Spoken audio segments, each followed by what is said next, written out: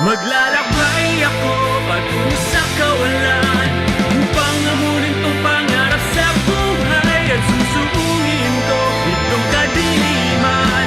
Makita ko lang ang liwanag ng katarungan. Okay mga alien, so ito yung latest na model ni Garuda Tempest. Hindi na ako mag-i-intro dahil magiging mabilis lang to. Papakita ko sa inyo yung nabago lang sa kanya. Ayoko namang pahabain to. Siguro gagawin ko to mga at least mga 3 minutes lang, no, para di masyadong humaba. Yung latest version niya, ang binago lang talaga sa kanya dito ay ito, yung kanyang drop bar. Ito yung dating naka-straight or handlebar. Ito is naging siyang drop bar dito. Ayan. Papakita ko sa inyo mamaya yung isa pa, yung nauna dito. Taka nag-iba yung version nito. Nag-iba yung version nito dahil ito yung latest version niya. Naka-trubative na siya. Ayan, reserve bar. And naka-trubative din yung kanyang stem. Nung nakaraan, nag-content ako ng top 3 na fixie or fixed gear. Ito, kasama yon pero lumang version yon. Garuda Tempest, ito yung latest niya. So parehas lang, aalo yung frame and bakal yung kanyang fork. So parehas na parehas pa rin yung pyesa. Parang 48 yata ito kung puno nagkakamali. Ito is 17 yung likod. And naka-dual yung kanyang hubs dyan or flip-flop hubs. Parehas lang to yung compass. Parehas nga, ito nga rin yun. Naka 700 by 25 dito kung doon nagkakamali. Yung sukat ito. Ayan. So parehas din, halos lahat ay parehas lang mga alien. Literal na parehas lang halos lahat. Ayan. So ito lang talaga yung nabago. Papakita ko sa inyo yung nauna.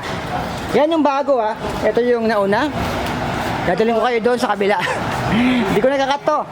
Para dire-diretso na tayo. Ito nakasabit dito yung isa. Madami itong bisikleta.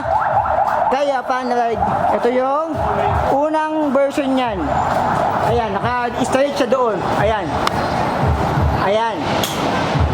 Yun, ginawa siyang drop bar ngayon, tsaka wala ng brake. Ito may brake pa. Ayan. So parehas na parehas lang din. Literal, pili nyo yung gulong nito, compass din. Ayan. Parehas na parehas, yung handlebar lang talaga, tsaka yung stem ang nabago din. Yung stem niya mas nag-short, naging short stem ito. Nasa 60mm yata to. Ayan. So ayan mga alien, ito, ang magkano ito was 5.5. 5,500 yung luma. Tapos yung latest is 6.5. Ayan, 6.5 naman mga alien yung latest. So ayan, ayoko naman babahin, mabilis lang yung vlog natin dyan. Gusto ko lang ma-update kayo. Gusto ko lang ma-update kayo tungkol doon sa bagong Tempest.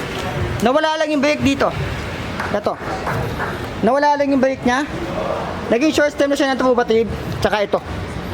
So yan, yung ibang pyesa is parehas lang. So yan mga alien, mabilis ang update lang to kay Garuda Tempest. Dito lang yan kay Pan-Ride sa Maya Quiapo. So 6.5 tong latest version niya. Same size, same spec, drop bar and stem lang ang napalitan dito.